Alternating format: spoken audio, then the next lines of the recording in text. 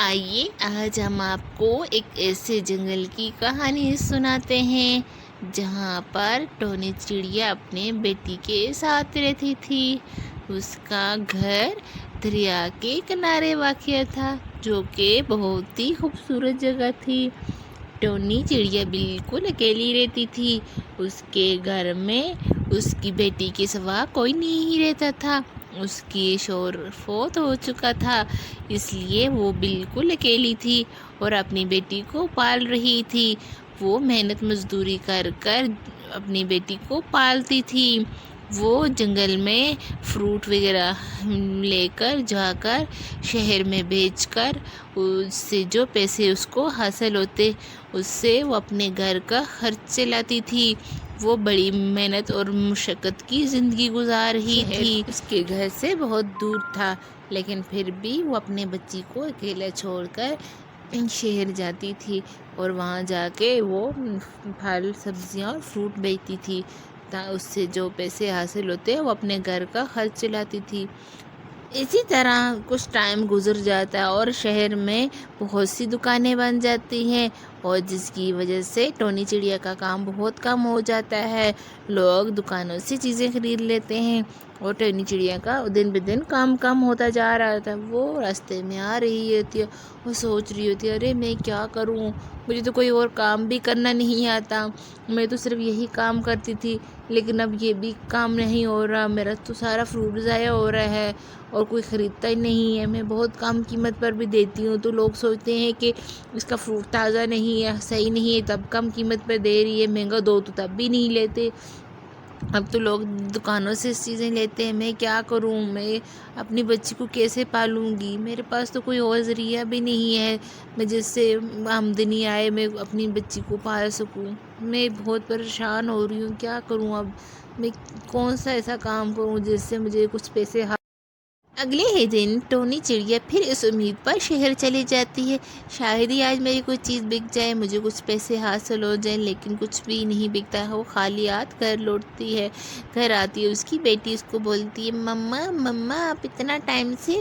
کچھ بھی لے کے نہیں آ رہی ہیں، میرے لیے کوئی چیز نہیں لے کے آ رہی ہیں، آپ تو خالی ہاتھ آ رہی ہیں، ہم تو وہی پرانا کھانا کھا رہے ہیں، میں تنگ آ گئی ہوں پرانا کھانا کھا کھا کے، مما آپ میرے لیے کل یہاں سے کیک اور سموسے لے کے آنا، میں نے وہ کھانے ہیں،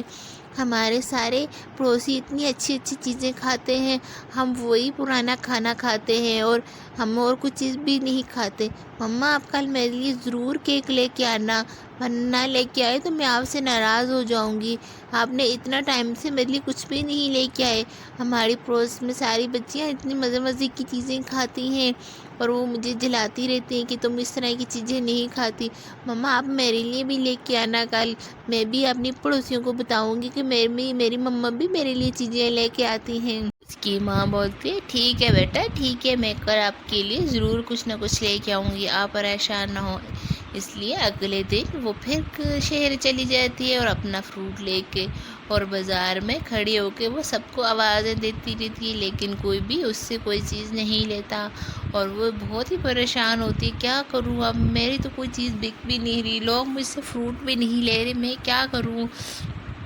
آج تو میں اپنی بیٹی سے وعدہ کر کے آئی تھی کہ آج اس کے لیے میں کچھ لے کے آؤں گی، لیکن میرے پاس تو پیسے بھی نہیں ہیں، میں کس طرح اس کے لیے کوئی چیزیں لے کے جاؤں، اگر میں نہ لے کے گئی تو وہ بہت اداس ہو جائے گی اور وہ بہت پریشان ہو جائے گی اور وہ ناراض ہو جائے گی مجھ سے، میں کیا کروں،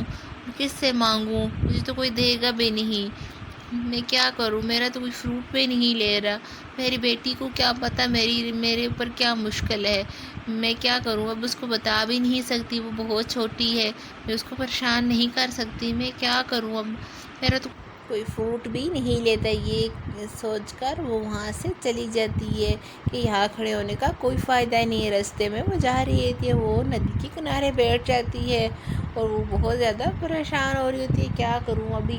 میری بیٹی مجھ سے چیزیں مانگے گی، میرے پاس تو پیسے بھی نہیں ہیں، میں اس کو کیسے بولوں گی کہ میرے پاس پیسے نہیں تھے، وہ پریشان ہو رہی تھی، تب وہاں پر ایک پری نمودار ہوتی ہے اور وہ اس کو دیکھ کر بہت زیادہ گھبراتی ہے اور پوچھتی ہے، آپ کون ہو، اب یہاں کیسے آئی ہو، پری بولتی، گھبرانے کی نہیں بات، میں پری ہوں، میں تمہاری مدد کے لیے آئی ہوں، تم پریشان نہ ہونا،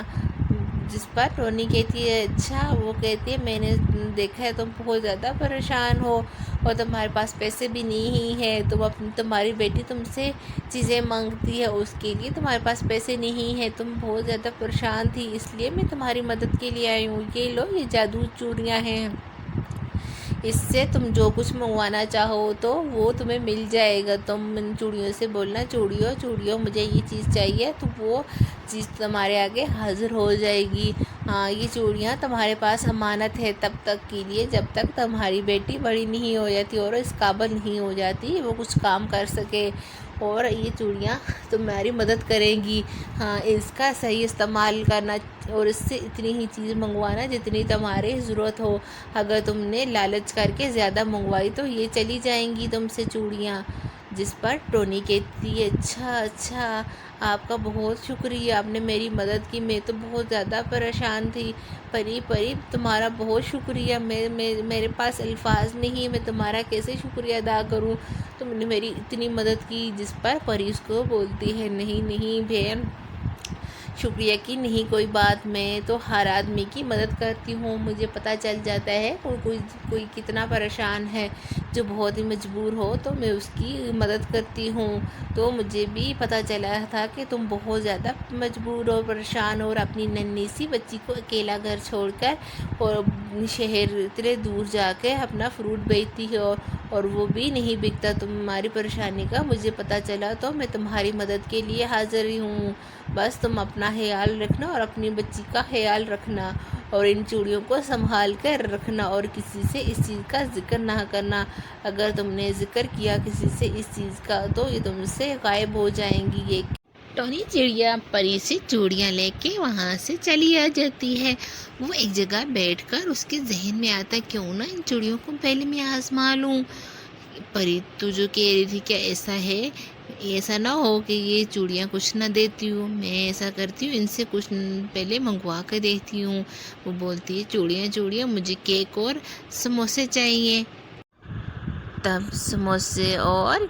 کیک دونوں حاضر ہوتی، چڑیا یہ دیکھ کر بہت خوش ہوتی ہے اور خوشی گھر چلی جاتی ہے اور گھر جا کے اپنی بیٹی کو بولتی میں تمہارے لیے کیک اور سموسے لے آیا کہ اس طرح وہ دونوں